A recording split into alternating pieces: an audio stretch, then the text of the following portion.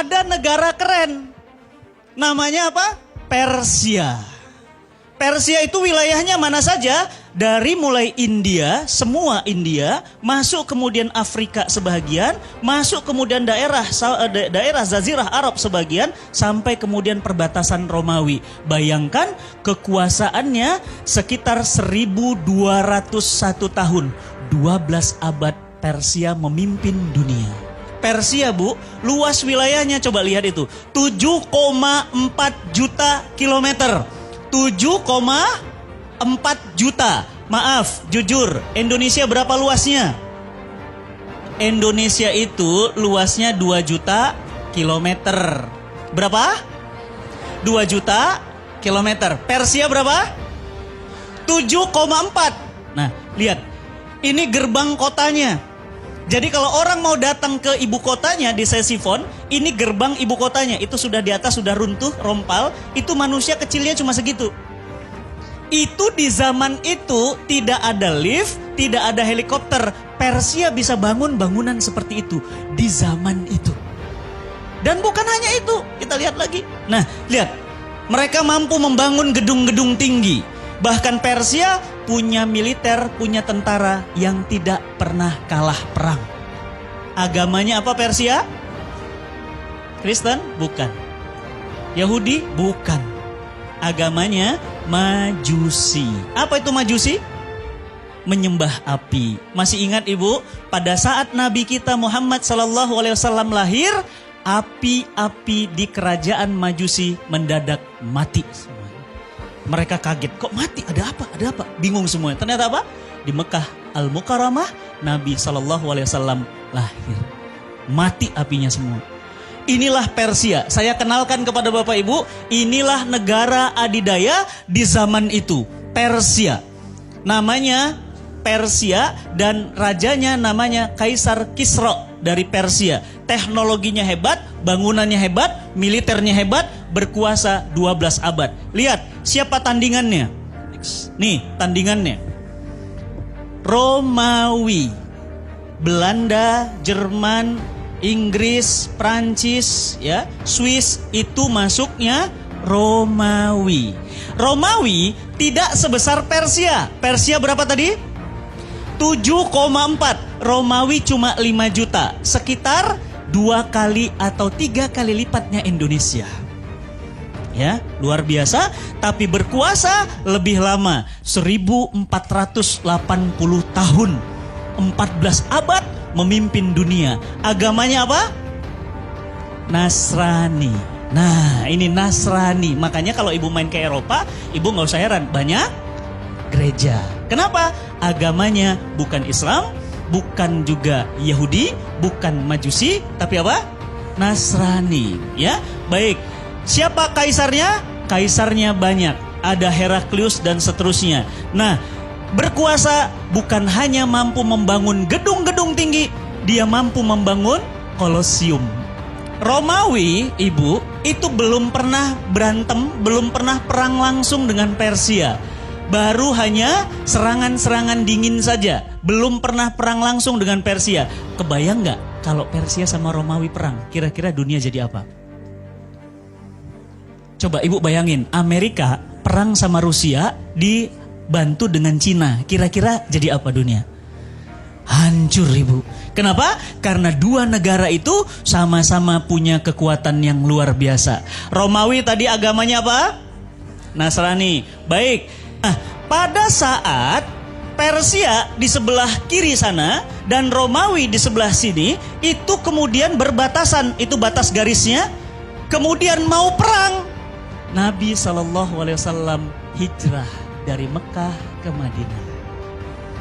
Ketika Nabi Muhammad SAW hijrah dari Mekah ke Madinah, maka Rasulullah mendirikan negara di Madinah. Begitu berdiri negara di Madinah, terdengar kabar bahwa Persia akan perang melawan Romawi. Kira-kira kalau ada dua gajah perang seperti itu, semut gimana? Keinjek. Madinah cuma kota kecil. Para sahabat bertanya kepada Rasulullah SAW, "Ya Rasulullah, ini Romawi sama Persia mau perang. Kira-kira yang menang siapa?" turunlah Al-Quran, Quran surat Ar-Rum ayat 1. Gulibatir Rum. Allah katakan telah dikalahkan bangsa Roma.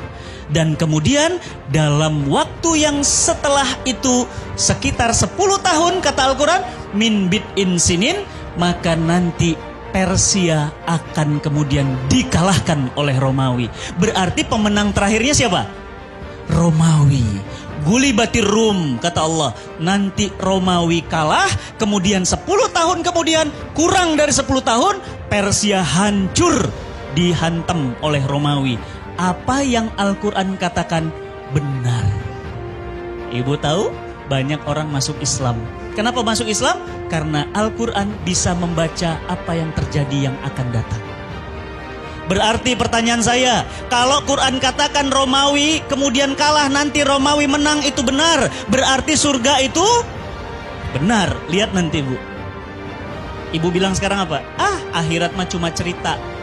Dunia ini nyata. Tapi nanti begitu kita sampai akhirat, ibu bilang apa? Dunia tinggal cerita, akhirat ini nyata. Nanti belum. Berarti neraka itu benar. Berarti hari kiamat itu benar.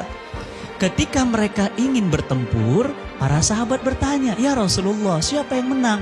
Maka Rasulullah meminta Ali bin Abi Thalib menuliskan surat. Apa isi suratnya? Tulis surat kepada Kaisar Persia dan tulis surat kepada Kaisar Romawi. Apa isi suratnya? Aslim taslam ya Kisra. Masuk Islam engkau wahai Kisra. Kalau tidak, engkau akan menanggung dosa rakyatmu. Dikirim surat Bu, dikirim, digulung surat, langsung dikirim ke Kaisar Kisra. Waktu itu Kisra kalah perang, negaranya hancur, ekonominya bangkrut, kalah oleh Romawi. Coba bayangin Bapak Ibu. Negara yang kalah perang, dikirim surat, suruh masuk Islam. Kira-kira apa reaksinya? Ngamuk atuh. Ngamuknya gimana? Surat Nabi SAW dirobek-robek. Ibu mau ngeliat suratnya? Ada di Istanbul. Kalau ibu nanti ada rezeki sama keluarga, ada waktu, mainlah ke Istanbul. Main ke Istana Topkapi, nanti di dalam itu ada surat Nabi yang dirobek-robek. Masih ada suratnya. Suratnya dirobek-robek, bukan cuma suratnya dirobek. Apa yang terjadi?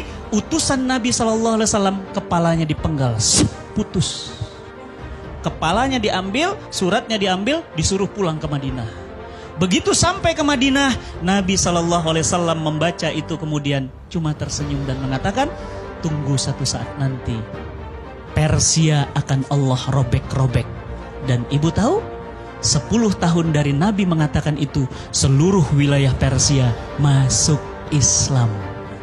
Keren gak? Keren ya? Berarti Islam keren gak? Keren dong. Berarti Madinah negara kecil mampu mengalahkan Persia. Takbir.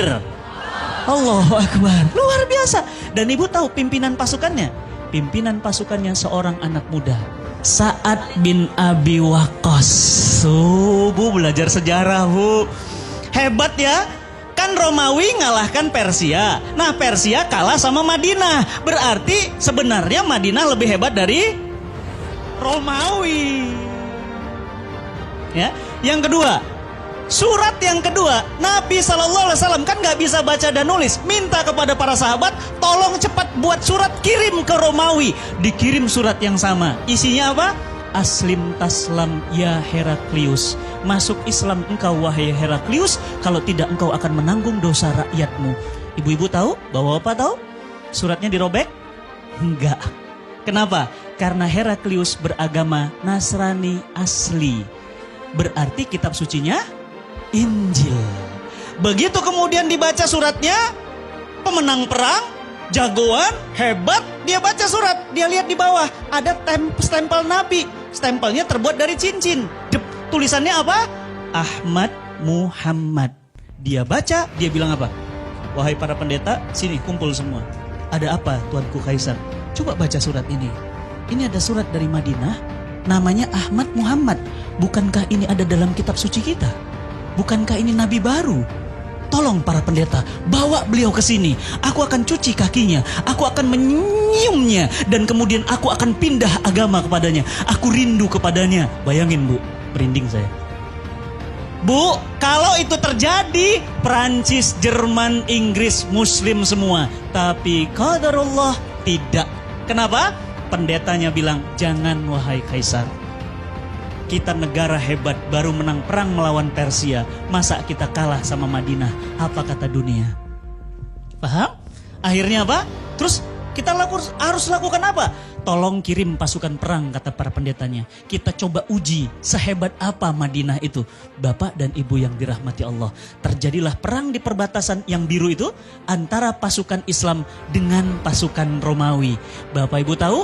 Pasukan Romawi 450.000 pasukan.